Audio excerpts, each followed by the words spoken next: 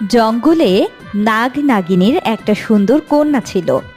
সেই কন্যা এখনো অনেক ছোট। শোনো নাগরাজ, আমাদের কন্যা দোলন ধীরে ধীরে বড় হচ্ছে। আমি চাই ওকে মানুষের মতো করে বড় করতে। কেন নাগরানী? ও অন্য নাগনাগিনদের সন্তানদের মতো বড় হলে কি হবে?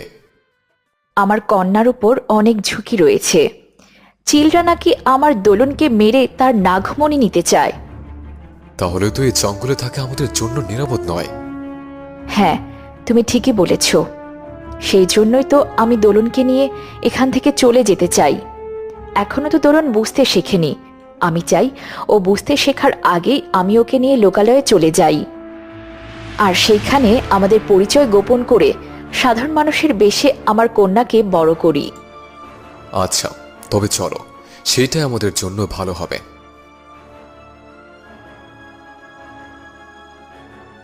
তারপর নাগ নাগিন তাদের কন্যা দোলনকে নিয়ে চলল মানুষের সাথে সাধারণভাবে জীবনযাপন করতে।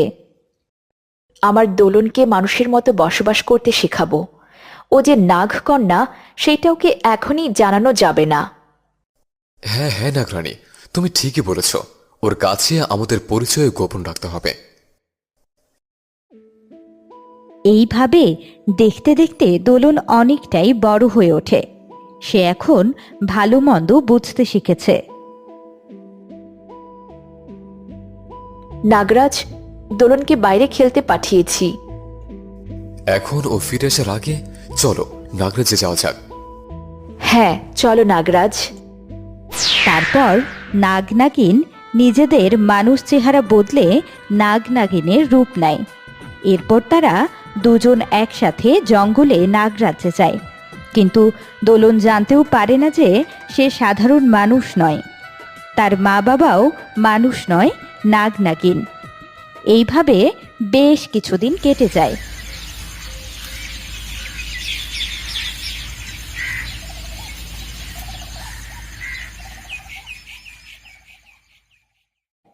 তারপর একদিন দোলন তার বান্ধবীদের সাথে বাড়ির আঙিনায় খেলছিল।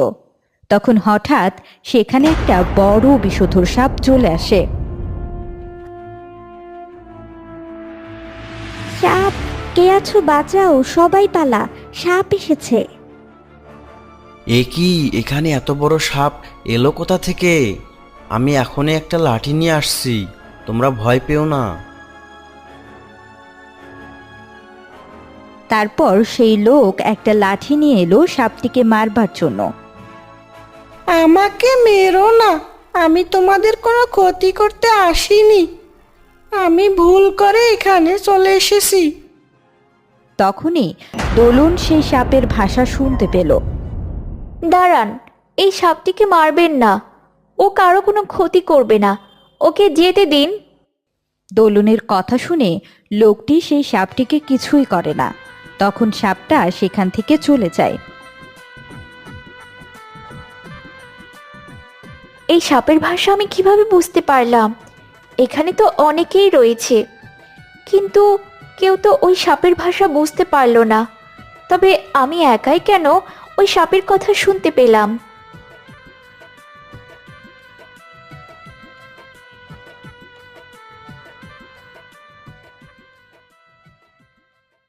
আর তার বাবা মাকে গিয়ে সব ঘটনা খুলে বলে।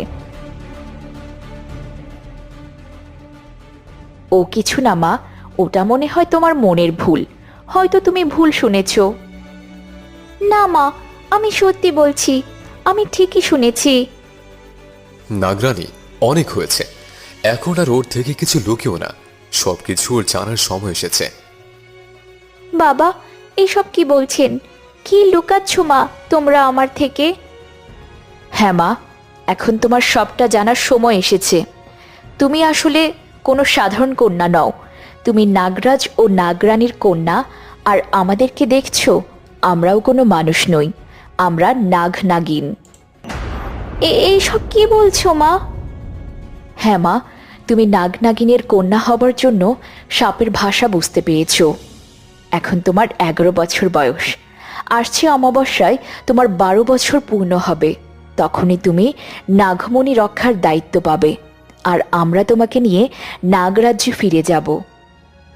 তবে কি আমি আর মানুষদের সাথে থাকতে পারবো না?